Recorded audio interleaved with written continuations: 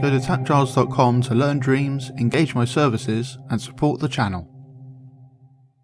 So it's Minecraft, definitely not Minecraft. I don't know what you're talking about, Minecraft. This is Minecraft. And I can like lay down things, stuff. And I've got some like special ones.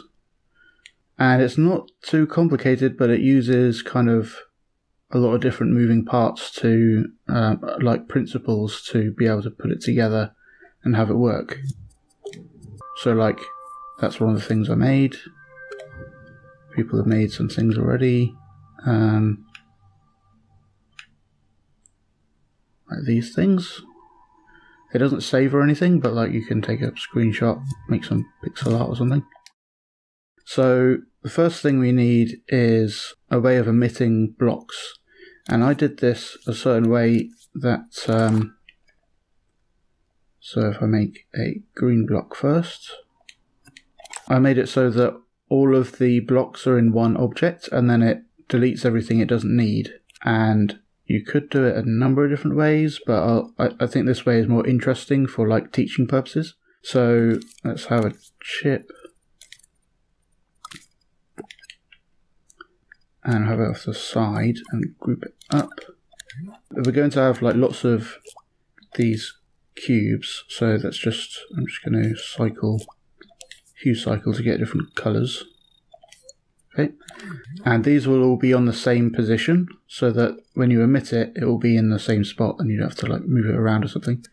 But it's useful to have these off to the side so that I can actually see them. So if I make a keyframe, I'll have that move the object up, and I'm going to have a switch for this keyframe. But when it's off, I want it to be there. And I want the same to be on these. So I move it up so that if I move it over there, it still peeks out of everything else so I can grab it. So we really want this to be there. And then I can move this over here. And then I want that to really be over there. And then this should be here. But then I want that to be there. And this is like a debugging keyframe. So now, if we take those out, there we go. So now I can do that, and now I can see all the blocks and work on them separately, nice and easily. And turn it off, and that'll be like the normal state for actually making the scene work properly. So like if I go and emit these with an emitter, and then we tie it to object to emit, so you press X on that, and then X on the object you want to emit. And now if we move that preview out of the way, the object is actually still there. If we go show hide, turn off preview invisibility, we can see that the object is still there. It's just been powered off because it's now targeted by this emitter. So it's powered off so that it doesn't change or anything, and then when it's emitted, it will be automatically powered on. So where do we want this? We want this to be like, I guess it doesn't matter for now actually because we won't be using that anyway. So I'll just put it under there and don't need any speed on it. And we want it on once mode. So if we play time, it's just emitted the whole thing. And you can see all the colours are kind of blending and stuff because it's actually all the blocks in the same place. If we turn that on now though, because this object is off, if I turn it on, then it'll work. But because it's off, and this is targeting that object or something inside that object, then that means the keyframe won't actually do anything to kind of save on performance and things. So if we wire this into the group's power, then it will make sure the group is on and the keyframe is on and affecting the stuff inside the group all at once. So this is like a nice debugging feature to be able to use for this. But when we emit that cube, we want all of it to be destroyed apart from the one we actually want. So this is where the logic comes in. So let's have a chip up there. Let's put the debugging on so we can see them. And on each of these blocks, we want to be able to destroy that block. So let's add a destroyer. and put it in like the corner there and just surface snap it. Just make sure it's... So I'm still holding this object, and holding L1 means it will surface snap to whatever sculpt I'm hovering over, that kind of thing. So now if I play time, they'll destroy themselves. But we want to like turn one of these off depending on which one we want to actually keep. So if we had a keyframe which turned off that destroyer, and this keyframe was turned on, then we play time, and all of them were destroyed apart from the blue one that we want to keep. Now, to be able to have as many of these options as possible, or as many as we want, I'm going to have a timeline and use that to kind of select which keyframe we're going to power, and so which destroyer isn't going to fire. So to be able to line stuff up in here, I'm going to click on the clock time, and that gives us extra columns.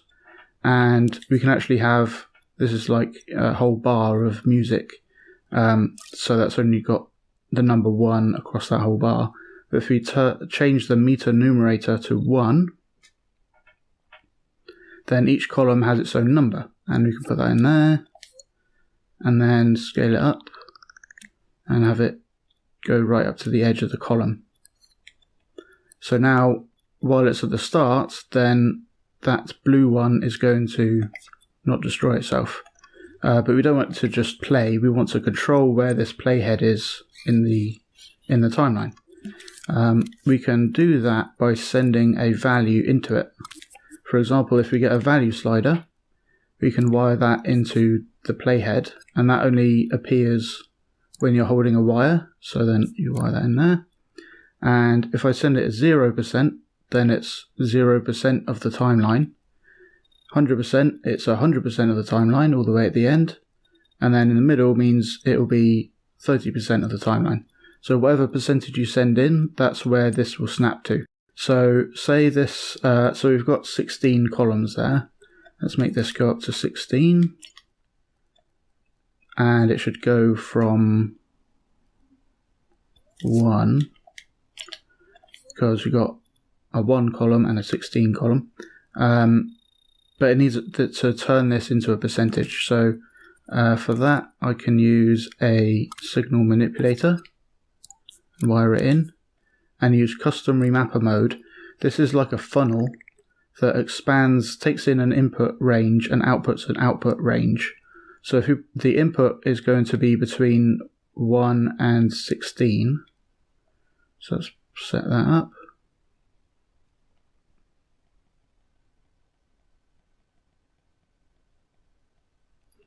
And then the output range should be 0 to 1, so it's a percentage. So now let's wire that into the playhead instead. Yeah, so if we put that to 8, which is halfway through, you'd expect that to snap to the beginning of the 8, but there's actually 1 extra column. So it's like, if you count from here, there's 1, 2, 3, 4, 5, 6, 7, 8, 9, 10, 11, 12, 13, 14, 15, 16, and then like a secret extra column over there. So if we're right at the end, that would be at the start of the 17th column.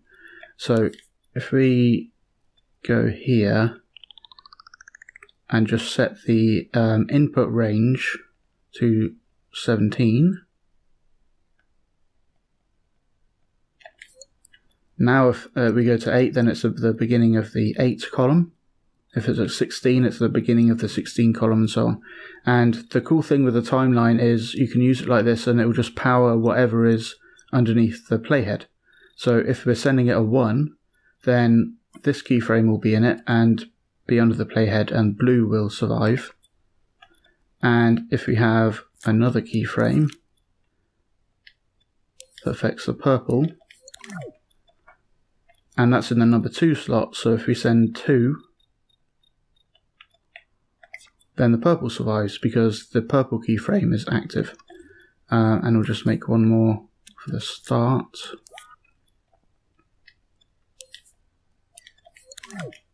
Okay, so now if we have 1, then the green one will survive. So if we turn that off and we have that still sending a 1, then when this emits it, it will just emit a green cube. And if we have this sending a 2, then it will emit the blue cube. Once this has done its thing though, we want to destroy this logic because we don't need it anymore.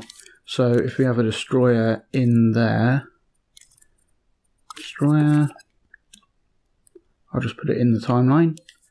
And then if you tweak it, you can wire it up to different objects. We want to wire it to the chip inside there. So I'll turn on the debug and then scope in and wire it into the chip gadget. And because this is open, you have like a special wire going into the side of the window to remind you, but it's actually going into a special little nub on the side. But we also want to destroy the destroyers that are left over. So if we play time, then that destroyer will be left and we don't need that either. So let's wire this into the destroyers themselves. Even when that destroyer doesn't power, because it's been turned off, it will still get destroyed and cleaned up. So that's cool. But really we want to be able to send in a value to it from the outside, not just set one of the blocks to be emitted. So we'll have this out there. So I'm going to use the special looped wire trick where you add a node and you wire a signal into it and then wire it into itself. And this emitter doesn't emit with wires because that's off. But when it emits, it kind of remembers a ghost of whatever signal it was being sent. And then it keeps it alive by sending it into itself like forever. And then we can use that in there instead. Cool. Yeah, so if we like have this emit with speed, it'll just keep on spitting out more cubes. And if we change this number, it'll spit out cubes with the different colours. And we get a purple one. So that's what we want.